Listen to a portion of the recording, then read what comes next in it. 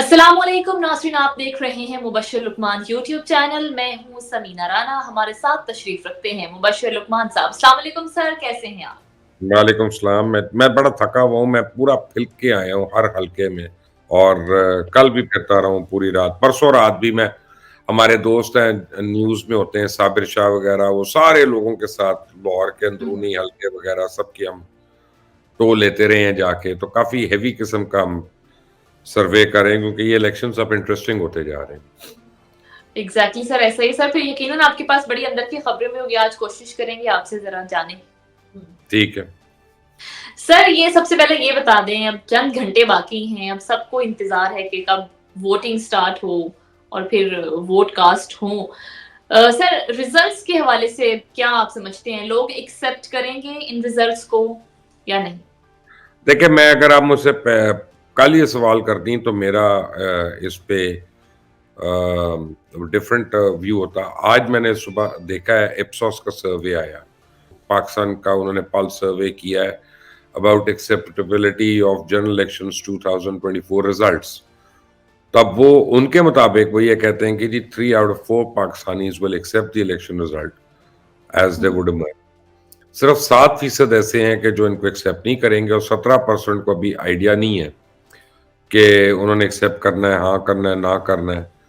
और फिर उन्होंने इसका एक डेमोग्राफिक एनालिसिस भी दिया है, उसको भी रिवील किया है हम्म। कि जो एक्सेप्टेबिलिटी है ये उम्र और यानी डेमोग्राफिक्स के हिसाब से ये इंक्रीज हो रही है। सिंध और इस्लामाबाद में, कहते हैं सिंध और इस्लामाबाद में तो यकीनन लोग पूरी तरह इसको एक्सेप्ट कर लेंगे। ओवरऑल एक्सेप्टेंस जो है इसकी वो भी कोई 75-76% होगी, और ओके। 7% इसको रिजेक्ट करेंगे टोटली। तो राइट। अर्बन इलाके जो हैं, जैसे आप हैं, मैं हूं जहाँ पे, तो वहाँ 74% एक्सेप्टेंस होनी है, ओके। 6% उसकी मुखालफत होनी है। रूरल में 70% एक्सेप्टेंस होनी है। ओके। अब फिर आगे उन्होंने ब्रेक डाउन भी दिया हुआ है उम्रों का, कि जी 28 से 24 साल तक के जो है वो 72% एक्सेप्ट करेंगे, 25 से 30 साल तक जो है वो 75% एक्सेप्ट करेंगे, और इसी तरह उन्होंने और 65 साल की उम्र और उससे ज्यादा के जो है वो 77%। लेकिन सबसे ज्यादा जो एक्सेप्टेंस की एज उन्होंने दी हुई है वो दी है कि जी 51 टू 65 ईयर्स वाले जो हैं वो हम्म। 82% एक्सेप्ट करेंगे। ओके। फिर उन्होंने कहा कि केपीके में, अब ये मेरे लिए एक सरप्राइजिंग बात है, मुझे नहीं इसका आइडिया था, हम्म। केपीके में 79% एक्सेप्ट करेंगे, 4% उसको रिजेक्ट करेंगे। ओके। पंजाब में 78% लोग एक्सेप्ट करेंगे, बलूचिस्तान में 63, सिंध में 74, इतना इस्लामाबाद में 53% एक्सेप्ट करेंगे, 40% उसको रिजेक्ट करेंगे। ये उन्होंने कहा। फिर उन्होंने राइट। कहा कि और PTI voters and non voters abstainers जो हैं वो दे रहे हैं ज्यादा उसमें, कि जी वो एक्सेप्ट करते हैं कि नहीं करते। लेकिन ये है कि उनमें से भी एक बहुत बड़ी मेजोरिटी है, 56% की पीटीआई के वोटर्स में से, जो शायद वोट ही ना डालें। तो जब वोट ही नहीं डालेंगे तो फिर वो शिकवा किससे करेंगे, गिला किससे करेंगे, क्या करेंगे? राइट। चलिए सर, ये सर्वे हमें ये तो बता रहा है कि पीपल विल एक्सेप्ट। तो जो रिजल्ट्स आएंगे, जो सियासतदान हैं, पॉलिटिकल पार्टीज हैं, क्या वो भी एक्सेप्ट करेंगी, या फिर हम हर इलेक्शंस की तरह हम से यही सुनेंगे मैं नहीं मानता? वो एक हमारा पुराना शेवा है, हम अपनी आदतों से तो नहीं बदलते ना। अगर हम एक्सेप्ट करना शुरू हो जाएं, अगर हम रियलिटी को एक्सेप्ट कर लें तो जिंदगी सुखी ना हो जाए। मसलन अगर मैं ये मानूं ही ना कि मेरा कद 5 फुट 5 इंच है, 6 फुट नहीं है, तो अब इस पे सिर्फ इलाज ही हो सकता है ना, या दुआ ही हो सकती है कि अल्लाह को ठीक कर दे। तो जो राइट। चीज लिखी है दीवार पे, नविश्ता दीवार है, उनको ना मानना भी एक बेवकूफी की बातें हैं। ट्रू। मुबश्शिर साहब, कैसा टर्न आउट आप एक्सपेक्ट कर रहे हैं? लोग निकलेंगे या फिर लोग फ्रस्ट्रेट होके, मायूस होके शायद मेरा वोट ही ख्याल है कि आप? निकलेंगे। मेरा ख्याल है अच्छा टर्न आउट होगा, और हो सकता है ये पिछले इलेक्शन से बेहतर टर्न आउट हो जाए। All right, right, right. Mubashir साहब, पंजाब में, लाहौर में आप बैठे हैं, पंजाब के हवाले से क्या खबर है? कल पंजाब तख्ते देखिए, लाहौर किसका होने जा रहा है? लाहौर का तो बड़ा क्लियर है। यहाँ पे मुझे नहीं लगता कि सलमान अकरम राजा के अलावा कोई पीटीआई वाला अपनी नशिस्त निकाल रहा ओके। है। एक आईपीपी की नशिस्त निकलेगी, वो अलीम खान की है, वो भी हम्म। निकाल देंगे। बिलावल भुट्टो जो है इस वक्त तीसरे नंबर पे स्लिप कर गए हैं अपने हलके में। पहले नंबर पे अता तारड़ हैं, दूसरे नंबर पे खोकर हैं, पाकिस्तान तहरीक इंसाफ के पे बिलावल भुट्टो। तो लाहौर तो मोर और लेस वर्डिक्ट जो है, लाहौर और गुजरांवाला वगैरह जो है, ये तो कल PMLN का सुबह को, इसमें तो ओके, इबाम नहीं हो रहा। Right right. आई थिंक के और इलाके हैं कि जहाँ पे लोगों ने कोई स्कोर करना है, ये पीपल आर क्लियर, क्योंकि दुकानदार लोग हैं, ट्रेडर्स हैं, यहाँ पे कारोबार करने वाले हैं, व्यापारी हैं, बिजनेसमैन हैं, वो ट्रेडिशनली मियां नवाज शरीफ का वोट बैंक है, ट्रेडिशनली। अच्छा, राइट। जहाँ गाँव वाँव आते हैं, इवन आप समझे कैंट में, DHA वगैरह में, और उनकी बड़ी तादाद है वहां पे, इन लोगों ने कई सालों से मैं देख रहा हूँ, ख्वाजा साद रफीक हो गए, एक दो और हो गए इनके, सलमान रफीक हैं, इन लोगों ने बड़ा एक्टिव काम किया हुआ है, बड़ी वहां पे मेहनत करते रहे हैं। तो लोग इग्नोर करते हैं, यानी ये लतीफ खोसा जैसे बहुत स्ट्रांग कैंडिडेट है कहने को तो, देखने को, लेकिन लतीफ खोसा को शायद यही नहीं पता कि उनके इलाकों में, उनके हलके में गांव का वोट कितना है, लो मिडिल क्लास का वोट कितना है, वो सिर्फ उन्होंने शायद उनको टच भी नहीं किया। वो खैर समझते हैं कि PTI की स्ट्रेंथ पे उन्होंने जीतना है। तो अब एक आदमी को जीतने के लिए कई हजार समीना स्टाफ लेके आना है, वॉलंटियर स्टाफ जो पोलिंग एजेंट्स के तौर पे वहां पे बूथ्स के ऊपर रहेगा। तो कितने लोगों को आप जानती हैं जो PTI के लिए वॉलंटियर कर रहे हैं, फर्ज करें इस्लामाबाद में जहाँ पे आप हैं, तो लाहौर में उससे भी कम है। तो कैसे ये अपने वोटर्स को डायरेक्ट करेंगे, मोटिवेट करेंगे, अपने वोट को स्टार्ट करेंगे, तो मुझे तो ये समझ में नहीं आ रहा। राइट। सर, पीपल्स पार्टी ने भी तो बड़े दावे किए थे लाहौर के हवाले से, पंजाब के हवाले से। आप समझते हैं टेबल टर्न भी हो सकता है रिजल्ट्स जब आए तो?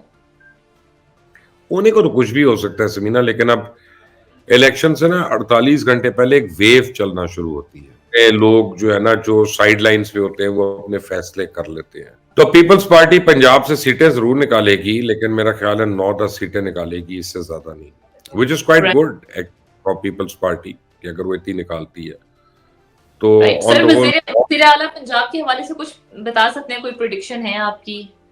मरियम नवाज शरीफ 100%, क्योंकि 185 से 195 सीटें इनकी पंजाब में आनी है, सिंपल मेजॉरिटी है, they don't need anybody else for that. ये क्योंकि फिर ये अपनी बना के बैठ जाएंगे, इनको मरियम के रास्ते में मुझे रुकावट ही नजर आ रही। Right right right. सर, चलें जरा इमरान खान के हवाले से, PTI के हवाले से, बाकी सब लोगों के हवाले से कुछ सवालात भी हैं मेरे पास, वो भी जान लेते हैं। इमरान खान की साबिका अहलिया जमाइमा खान कहती थी कि उनके बच्चों को सियासत में कोई दिलचस्पी नहीं है। अब उन्होंने ट्वीट किया है जिसमें उनके बेटे कासिम PTI का झंडा लहरा रहे हैं। ये तजाद नहीं है सर? तजाद तो ऑब्वियसली, ये सारे झूठे लोग हैं यार, आपको अभी तक समझ ही नहीं आती कि कितने झूठे और यानी झूठ बोलने वाले लोग हैं। लेकिन कासिम और सुलेमान जो है, आप सोचो उनकी उम्र क्या है, मेरा ख्याल है 30-30 साल तो होगी इनकी उम्र, अब 28 साल 30 साल तो होगी। तो इतनी भी शर्म नहीं है कि एक दफा आ जाए जेल में, बाप को मिल लें और बाप को मिलके चले जाए। बाप को मिलने नहीं आना, एक ट्वीट कर देनी है झंडा उठा के, ये किस किस्म का रिश्ता है? यानी कमाल नहीं है कि इमरान खान के बच्चे जो हैं वो उसकी साबका बीवी के पास हैं, और उसकी बीवी के बच्चे जो हैं वो उसके साबका शौहर के पास हैं, और वैसे इनको पूरे कौम के बच्चों की फिक्र है, तो अपने बच्चों का इनको पता नहीं कौन कहाँ पे है। राइट।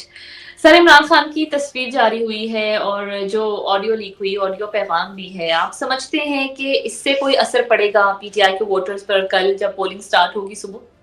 बूस्ट तो मिला है उनको, बूस्ट तो मिला है, और देखिए बहुत बड़ा बूस्ट मिला है, क्योंकि एकदम से उनमें जान आई है। लेकिन आज की जो खबरें हैं, जैसे बलूचिस्तान में जितनी खौफनाक दहशतगर्दी के वाकयात हुए, जिनमें 27 अफराद शहीद हो गए और मुतादिद जख्मी हो, इन चीजों से फर्क भी पड़ेगा टर्न आउट पे, इलेक्शन के ऊपर। तो अब बस अल्लाह कल का दिन अच्छा गुजार दे, मैं यही कह सकता हूँ, फिर कल के बाद भी अच्छा कर दे इंशाल्लाह इंशाल्लाह। सर, ये तहरीक इंसाफ के कारकुनान काफी शोर मचा रहे हैं कि इमरान खान को ऑक्सफोर्ड यूनिवर्सिटी का चांसलर बनाने जा रहे हैं, क्या वाकई ऐसा है? यार, मैं तो इनके कई बारी जो है ना, शोर के आगे मैं तो बिल्कुल, दिमाग भी इंसान का माउफ हो जाता है, एक सेकंड को सोच समझते हैं, बनता है तो बन जाए फिर, पहली बात। दूसरी बात यह है कि जब वो पंजाबी में कहते हैं चंद चढ़ेगा तो सारे वेख लेंगे फिर, ठीक है ना? और उससे फिर आपको पता चल जाएगा एक कन्विक्टेड जेल्ड आदमी जिसके ऊपर कन्विक्शंस हैं, जिसको अदालतों की तरफ से सजा हो चुकी है, अगर उसको कोई ऑनर देता है तो फिर आपको पता चल जाएगा कि ये किसका बच्चा है और किसने प्लांट किया हुआ है यहाँ पे। फिर हमें चीख चीख के बताने की जरूरत ही नहीं होगी अगर हो राइट। जाए। ओके, मुबश्शिर साहब, ये अलीम खान के हवाले से क्या खबरें गर्दिश कर रही हैं कि वो अपने हल्के से हिम्मत हार चुके हैं, और शहबाज शरीफ ने भी कहा है कि सिर्फ सीट एडजस्टमेंट हुई है और अब वो सूबाई सीट पर फोकस कर रहे हैं। ये क्या, इसमें क्या सच्चाई है और मेरा हकीकत नहीं क्या है? ख्याल मेरा ख्याल है कि Aleem Khan is a very strong candidate और वो बड़ी कंफर्टेबल पोजीशन में है। मुझे तो आज तक तो मुझे कल सुबह क्या होता है आई डोंट नो। आज तक हम्म। तो मुझे अलीम खान जो है वो अपनी सीट जीतते हुए नजर आ रही है। So I don't see okay. Any area. Right, right. तो मुबश्शिर साहब, नवाज शरीफ और जो बाकी शरीफ खानदान है, इनका जो अपना वोट है वो मॉडल टाउन में रजिस्टर्ड है, और ये तो ओन चौधरी का हल्का बनता है, तो फिर शरीफ खानदान ओन चौधरी को वोट कास्ट करेगा? मेरा ख्याल है कि शरीफ खानदान वोट भी कास्ट करेगा और शरीफ खानदान अपना वोट मुस्तरद करवा देगा, कई जगहों पे मोहरे लगा के ऑन चौधरी को नहीं देगा वोट। ओके। मतलब गलत ठप्पे भी लगेंगे, ये भी हो सकता है। क्यों नहीं होगा? आप 10,000 उस हल्के से आएंगे और मुस्तरद वोटों की तादाद आएगी ना, आप समझ जाइए इसमें किस किस के हो सकते हैं। राइट।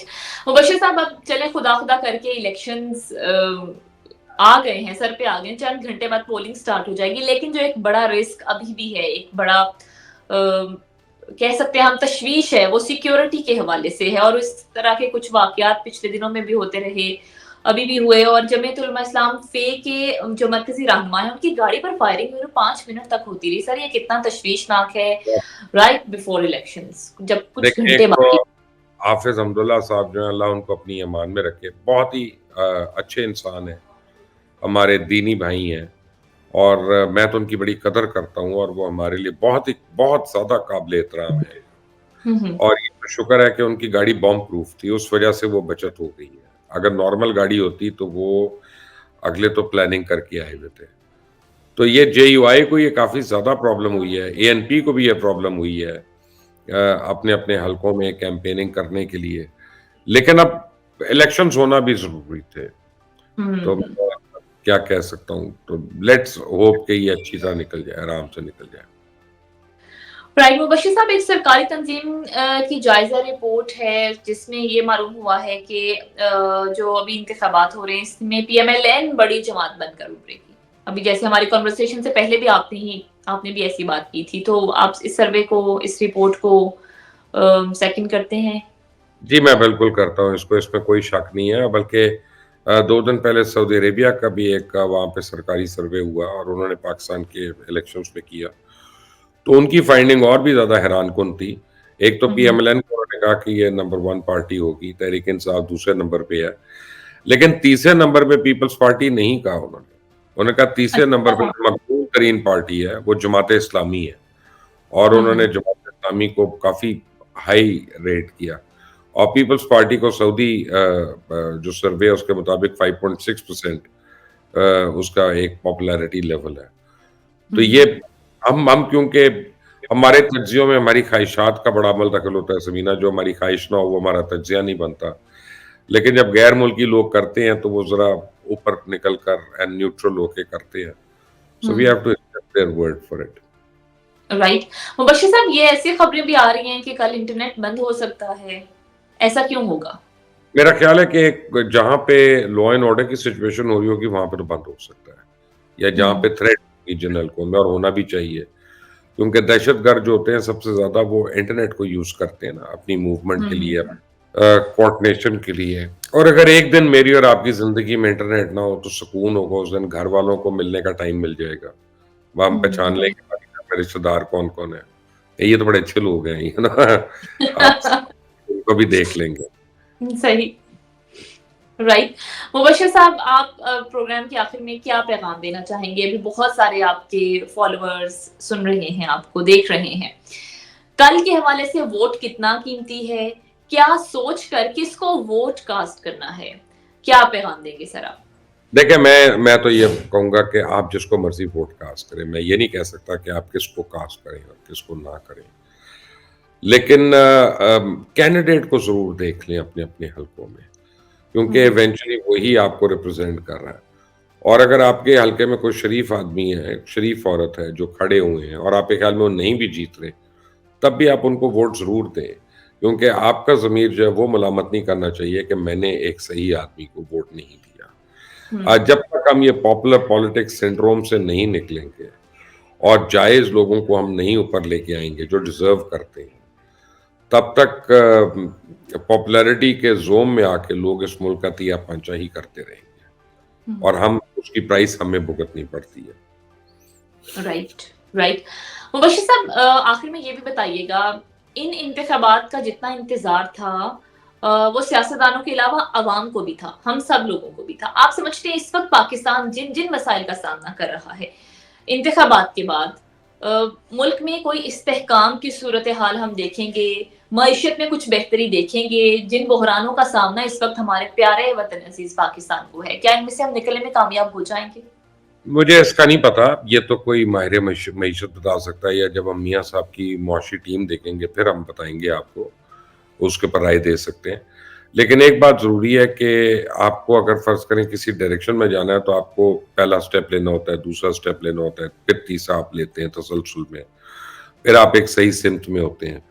तो किसी भी सिमत में जाने के लिए इलेक्शन जो थे वो आपका फ़ोरमोस्ट एक स्टेप है, कि इलेक्शन के बाद ही आप अपना लॉन्ग टर्म प्लानिंग कर सकते हैं। इस साल आपको आईएमएफ के पास भी जाना है, इस साल आपको चाइना से भी रीशेड्यूल कराना है, इस साल आपको यूएई और सऊदी अरेबिया को भी पेमेंट्स को डेफर करवाना है, रीशेड्यूल करवाना है और उनसे और इन्वेस्टमेंट्स लानी है। सो ये बड़ा क्रिटिकल ईयर है। तो अल्लाह का शुक्र है कि इलेक्शन हो जाए, और इलेक्शन जो है ये सबसे हमारा इम्पोर्टेंट एक आप समझे माइलस्टोन है। उसके बाद और चीज़ें जो हैं वन आफ्टर द अदर। वो क्या कहते हैं कि you can't put the cart before the horse. तो पहले इलेक्शंस हो जाएं, फिर उसके बाद और भी चीजें होती रहेंगी इंशाल्लाह। All right, all right. Thank you so much Mubashir साहब, बहुत शुक्रिया। नाज़रीन, इसके साथ ही हमारा आज का प्रोग्राम खत्म हुआ। अगर आपको हमारी वीडियो पसंद आए तो इसे लाइक कीजिए, शेयर कीजिए और चैनल को सब्सक्राइब कीजिए। अपना वोट ज़रूर कास्ट कीजिए। इजाज़त दें, अल्लाह ने के बाद।